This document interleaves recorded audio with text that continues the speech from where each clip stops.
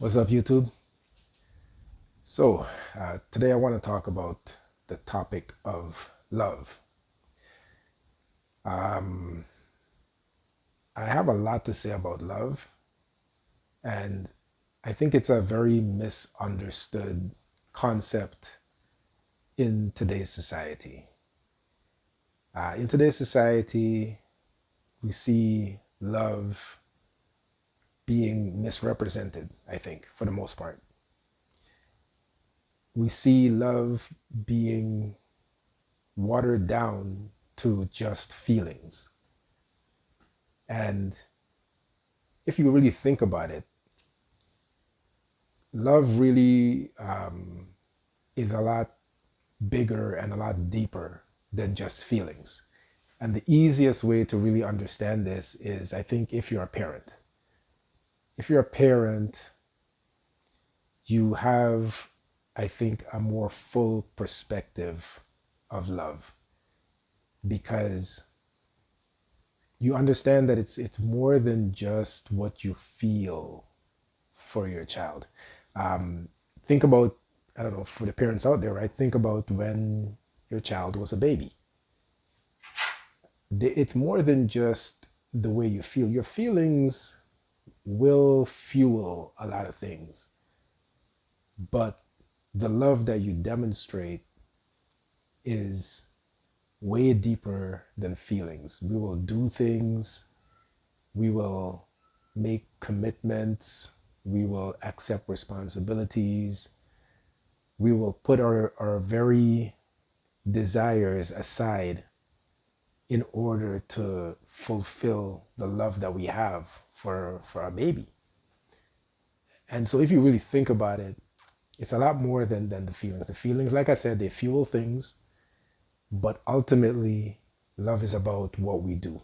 Love is about what we're willing to do for the object of our love. And don't take it from me. I want to show you this from the Bible. And the reason why, I want to spend a lot of time on this topic is because, in my opinion here, I think that love is the underlying reason that God created everything. I hear pastors talk about God created everything for his glory. And that's true. That's true. Creation does glorify God. Man being human beings, I mean, being the pinnacle of God's creation glorifies God. You can make the argument that, the very purpose of man is to glorify God. When I say man, I mean human beings. I'm sorry, I read the Bible, so the Bible uses the word man to represent humanity in a lot of ways. So yeah, so just so you know when I say man, okay. So yeah, you can obviously make the case that the purpose that God created people is to glorify him. But does it mean that that's the underlying reason why God created? And I don't think so. I think glory, the glory that God gets, the glory that God wants, come as a result. But I don't think it's the underlying reason. I think that love is actually the underlying reason. Because when I think about it, love is the one thing that I can rationally understand and see an eternal God who needs nothing, has everything, is in a perfect existence. That's the only reason I can see God saying, you know what? Let me create. Because in a way, well, not in a way, the Bible clearly says that God is long suffering, because of his creation, because of us. God is being patient, and he's actually suffering because of all the evil and everything that is here as a result of him bothering with creation. So when I think about it that way, and I think about it, rationally, I think that the underlying reason is love. Love is the one thing that God can say, even though I have it and I have it perfectly and I have it in abundance, more of it would be better, And how do you have more love? You create billions of people to be in a loving relationship with you. And, obviously, listen, I'm not speaking for God here in any way, shape, or form. All right. This is my opinion based on reading the Bible. I've gone through it a few times now. I've gone through the Bible. And I just, more and more, I see the importance of love. Obviously, when you read the book of John, the Gospel of John, you see John really emphasizing love. And obviously, the popular verse that everyone knows, John 3:16, for God so loved the world, right? But John really, emphasized love. And I'm not going to go there. I'm going to go to 1 Corinthians chapter 14. My family and I are going through First Corinthians, or we're going through, we finished it now. We're going through First Corinthians. And yeah, when I read through chapter 13 again, and read it slowly and discussed it with my family, I just realized that I had a lot more to say about the topic of love. And so, where do I start here? Let me start in verse 8. Love never ends. And yeah, I'm going to pause there for a second. Love never ends. I think this is more significant than we realize. And just let me just finish the verse here. It says, "Love never ends. As for prophecies, they will pass away. As for tongues, they will cease. As for knowledge, it will pass away." So all of the important things, as Christians, we think that these things are important, but Paul emphasizes that they will pass away, but love never ends. And so I think he is just doubling down on this concept that the purpose, well, in addition to glorifying God, the purpose that we were created for is to be in a loving relationship with God. And when we do get to heaven, the new creation, that's what we're going to have. Love is going to continue. Whereas all of these things that we hold in such high regard right now, they're all passing away. It's pretty clear. But let me just go back to the beginning of the chapter here for a second. Excuse me. He says, "If I speak in the tongues of men and of angels, but have not loved, I am a noisy gong or a clanging cymbal. And if I have prophetic powers and understand all mysteries and all knowledge, and if I have all faith, so as to remove mountains, but have not loved, I am nothing." So,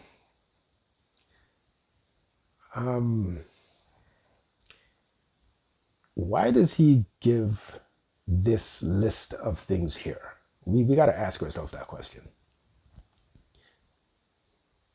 If I have prophetic powers and understand all mysteries and all knowledge, and if I have all faith, Jesus talked about this, right? He in the Gospels, he said, to his apostles, if you had as much faith as a mustard seed, you would move mountains. And here Paul is saying, if I had more faith than that, right? So as to remove mountains, but have not loved, I'm nothing. Faith is a pretty important thing to a Christian, I think, no? It's by faith that we're basically saved. Hebrews chapter 11, by faith, all of the patriarchs, the prophets, right? By faith, they were all saved. Abraham, Moses, all of them. And Paul is saying, if I have all faith, but have not loved, I'm nothing. So, sometimes we read these things and we just kind of read past them and we don't really take in, the underlying meaning here, or the significance of what the writer is saying. And so I think it's good to sometimes slow down and just kind of look at these things and, understand Paul is making a pretty big deal of love, right? I think it's for that reason, because it is that significant. I think it's we were created again to be in that loving relationship with God, but I think it goes farther than that. I think God actually bothered with creation because of love. And I think I say this is the way I rationalize it. And I say that because, we were created in the image of God. God is a rational being. God is logical. God is just. So we have these abilities, not to the extent that God has it, obviously, and we're not perfect with it. But we do have, I think, a small bit of God's rationality. And so when I think about things rationally, I see love as the underlying reason. It explains things like why God allows all of this evil to happen. The way I put it is, if you're going to create a perfect meal, right? You got companies coming over, you're going to create a big spread on your table. Now, it's easy for us here, in North America. We go to the grocery store, we have our freezer stacked, we get some stuff, and we cook. How about if you're on a farm? If you're on a farm, you might have to go get some provision, from the farm. Might have to go and reap the provision yourself. You might have to go and kill a chicken or a goat or a cow or something, right? Because you're preparing a big meal. The point is, you would have to get your hands dirty, whether it's farming or, you've got to go kill some livestock to get some meat to prepare your meal. You have to get your hands dirty here, and you have to clean the meat, right? Whatever you have to do. If let's say you killed a goat, you got to cut it open, take out the intestines, take out all the inside stuff, and cut it up and use what you're going to use, right? You have to get your hands dirty. Something has to die in order to get there. And then the process of cooking, right? Patience, time, attention to detail, My point is, in order for God to have the perfect creation that He desires, this world that we're seeing right now has to happen. And I think the only significant reason for that, for God to bother with all of this, to allow all of this evil and everything else to happen, is because love is the thing that's like the perfect spread. When you think of the fall, for example, or even before that, you think of God creating the Garden of Eden and putting, man in there, right? If God did not put the tree of the knowledge of good and evil, man would be oblivious to the idea of disobeying God. Man would just be like maybe a puppet or just something that doesn't have a clue. Or maybe like, the animals. I have dogs. They're smart for animals, right? But they don't think the way that human beings think because they were not created in the image of God. The fact that God created us in his image means that he wanted us to have some of his attributes to a lesser extent, obviously. And part of that is this idea of free will.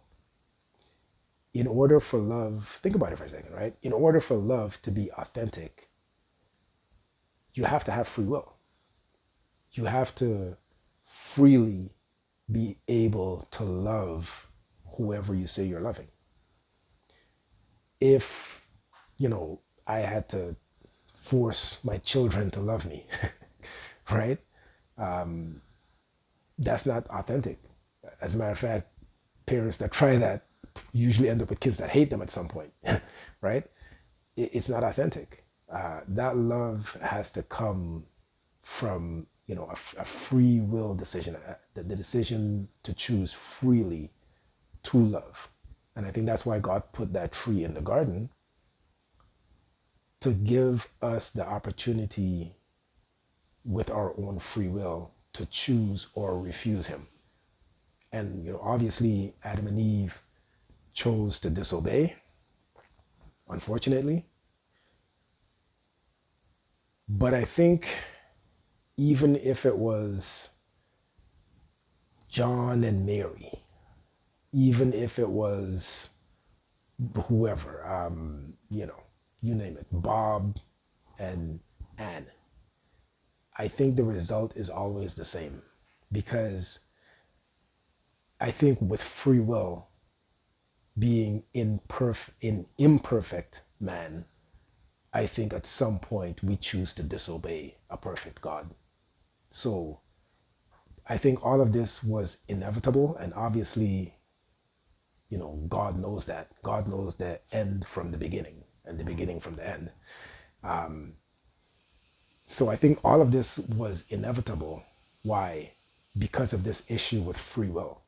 And so I think all of this history from creation all the way to Revelation, right? Everything that the Bible reveals is happening because God is allowing this issue of free will to be worked out. And those of us who put our faith and trust in Jesus and what he did for us, and we're there in heaven, those of us that get there, we're going to be in this state where we can perfectly love God for all of eternity. All of this information and this evil and everything else, all the trials and tribulation and the struggles of the world, I think we're going to have some recollection of this. In Revelation, it says that, I forgot who it was. I think it was the 24 elders was praising God because they knew that his judgment was righteous. That's going to be everyone. Everyone that gets to heaven is going to understand that everything that happened had to happen so that this issue of free will can be worked out. Because if we're created to be in a loving relationship with God, we were created originally with free will. So we're still going to have free will in the new creation. The difference is, because of all of this, we will always choose to obey and be in that loving relationship with God. There's going to be nothing left for us to feel like we need to choose something other than God. So even if there's not a tree of good and evil, we're going to look right past that. We're going to ignore that. We're not going to have any temptation when it comes to that. And we're going to be in a perfect loving relationship with God. Also, the Bible tells us the tempter will be no longer, right? Satan is going to be bound, and cast into the lake of fire for eternity. So we're not going to have temptation, but even so, we're not going to have any kind of inclination to not obey God. So, that's a little, I plan on talking a little bit here. So, that's my reasoning behind, wanting to talk about this topic of love, because I think it's a lot more important. It's a lot deeper than people realize. And like I said, rationally, I see it explaining a lot of things, including the issue of evil in the world and things like that. So let's keep going here for a second, because I want to answer this question of what love actually is. What is love, right? I went on a bit of a rant there, but let's just talk about this for a second. What is love exactly?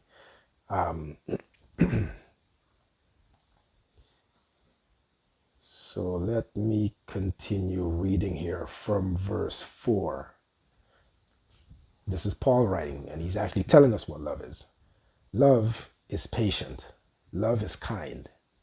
Love does not envy or boast. It is not arrogant or rude. It does not insist on its own way. It is not irritable or resentful. Excuse me. So it's right there in terms of what love actually is or isn't in some cases, right? Because you think about it, again, I say, parent-child relationship, probably the best way to, really sit down and think about what love is, right? And when you think about a baby or a young child as a parent, this is what you see right here. This is what you would do. This is what love would be to you, right? And like I said, the feelings would fuel, it would motivate you to do this right here, right? And then he goes on, verse 6, it does not rejoice at wrongdoing, but rejoices with the truth. And, I mentioned this already, but I think this is where modern day society gets love wrong. Modern day society think that if you feel it, you can rejoice at wrongdoing. You can be involved in wrongdoing if it's for love's sake, right?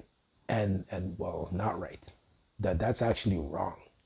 And here, God is telling us in his own words, right? Love does not rejoice at wrongdoing. Love rejoices with the truth, and it's so important. Truth. God defines truth, this concept, modern day concept of your truth, my truth, the other person's truth. We're getting this wrong. We're getting this wrong. And it's easy to prove. It's very easy to prove. Things are true regardless of what we feel about it. As a matter of fact, the most important things, the things that concern life, is true regardless of what we think about it. Okay? Try holding your breath for more than 10 minutes. And you will see that the same truth applies to you as it applies to me. Okay? Listen, we can go on about this. Okay, try lighting. No, don't try. Never mind that. Maybe I should give some disclaimers here.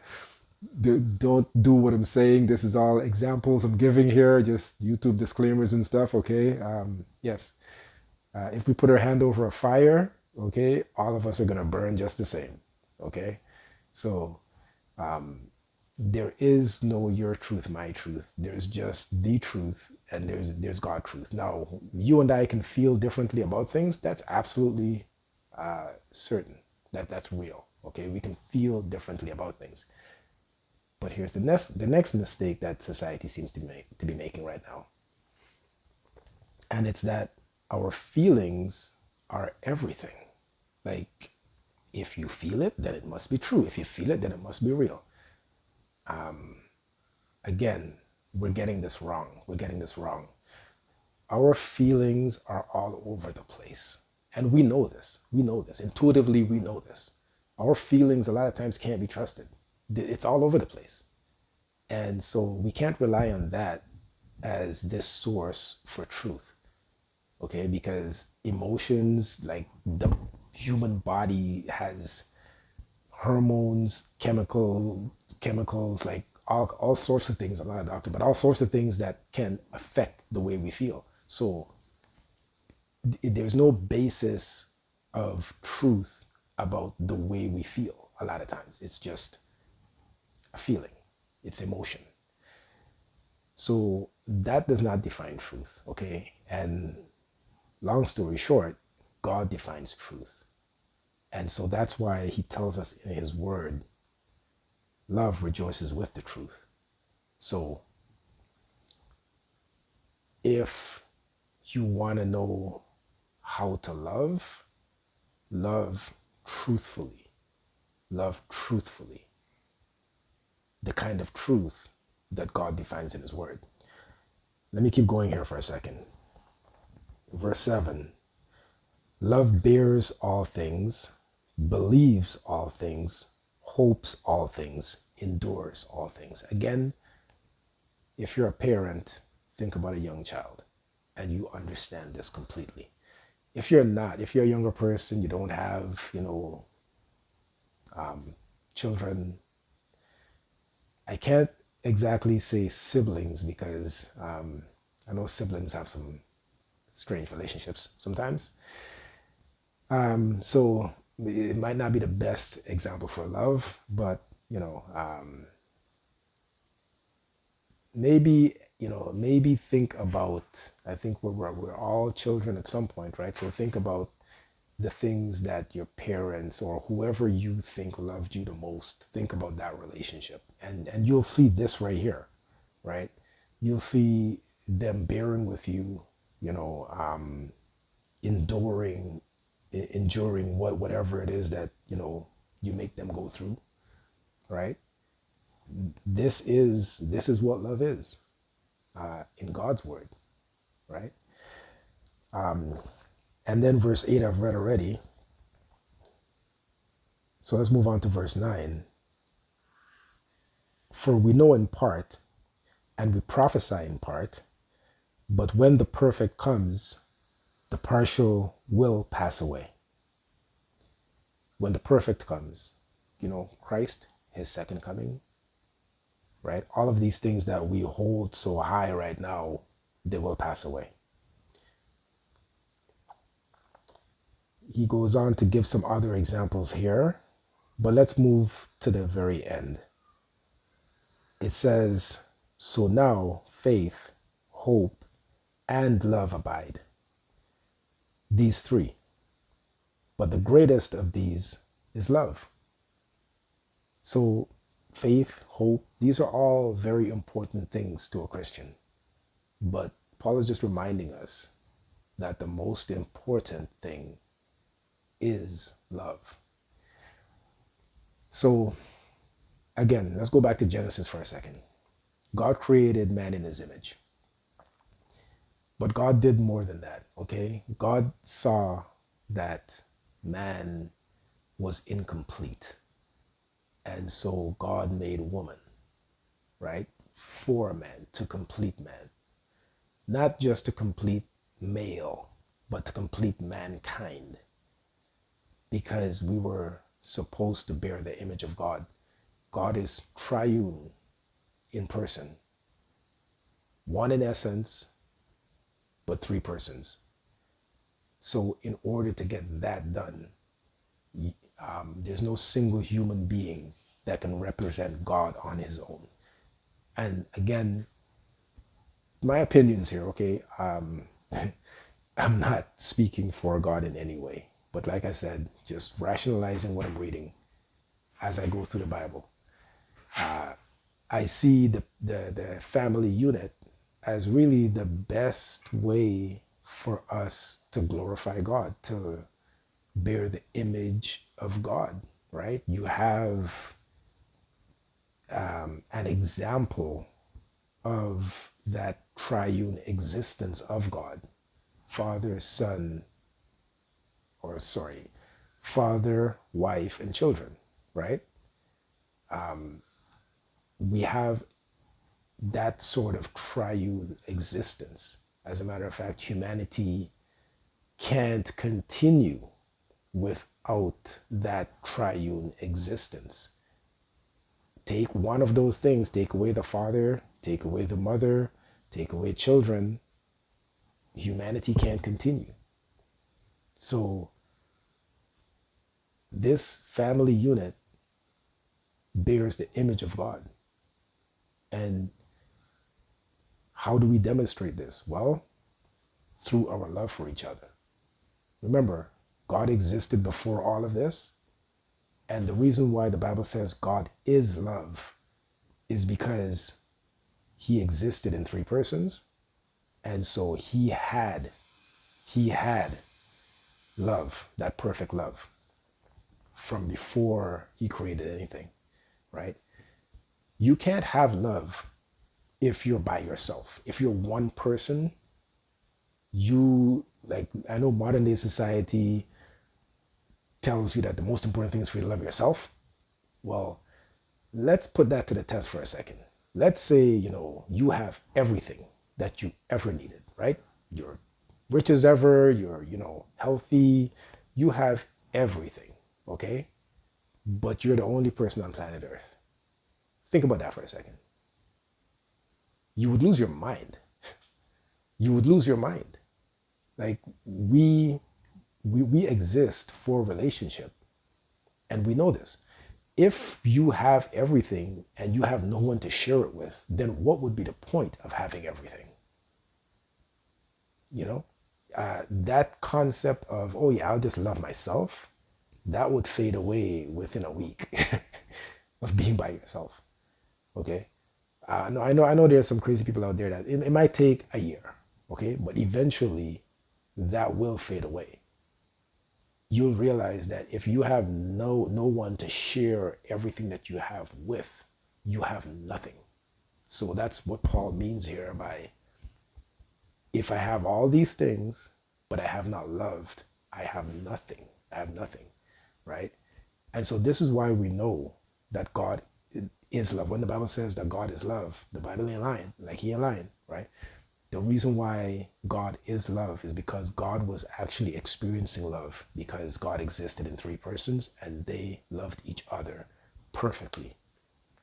And so that's the purpose for us and our existence as a family unit. Okay.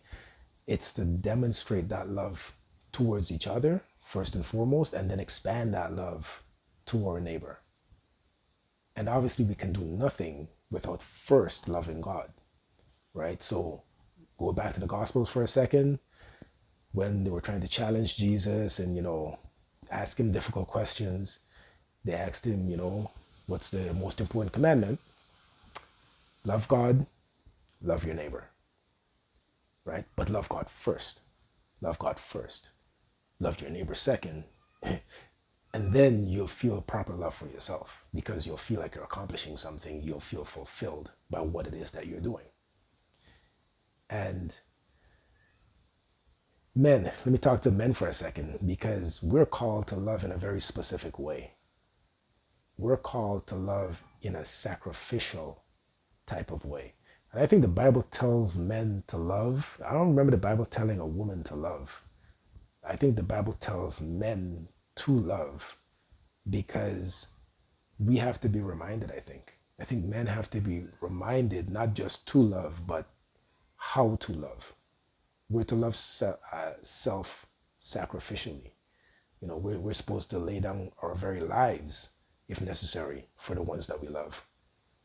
So there's no higher calling than that for me as a man, as a husband, as a father. There's no higher calling for me than to lay down my life for the people that I love. And I think the Bible doesn't need to tell women that, because I think women maybe intuitively know how to love, or just have a better understanding of love, maybe intuitively, right? When I think about it, I can't carry a baby. I have kids, but I didn't carry any of them. So that bond that developed in the womb, right? That's something that you don't have to explain to a woman, right? She would feel that love from within her. She would, do whatever she has to do to protect the baby in her womb. That's a different topic. She should do everything to protect the baby in her womb from the moment of conception. But that's a different topic. But I think real mothers, right? They know this. They know this, and they would do anything to protect their baby. And we hear a lot of crazy stuff, not crazy, but a lot of miraculous things about what women have done, while pregnant. So I think for that reason, women intuitively know how to love. And I think for us men, we have to be reminded. We have to be reminded and told by God Himself. Because, yeah, sometimes we can get caught up with other things, and forget that all the things that we're doing is useless if we don't love. We get caught up with going to work and providing for our family, and other things, just being the macho man and all this kind of stuff, right? It's pointless. It's pointless if that is not for the purpose to lay it down for my family. If I have to, then it's pointless. So yeah, love is probably a lot more important than we realize, when it comes to the Bible. I don't hear a lot of preachers really preaching on the topic of love. Yeah, I'll just say that about that. And so I just want to emphasize it a little bit here. There's a lot more that I can say about this, and I probably will go on my side rants about love as I continue to try and leave these videos. So, I hope that this blesses someone. I know this is kind of maybe a little bit disjointed, this video. I'm just basically giving my thoughts about this. As I continue to make videos, I'll try to make notes so that, I can track myself, stay on script, and maybe be a bit more efficient with what I'm saying. This video wasn't that. This video is just me talking about this concept of love, which I can talk a lot about. I just think it's a very important concept. So I will catch y'all on the next one.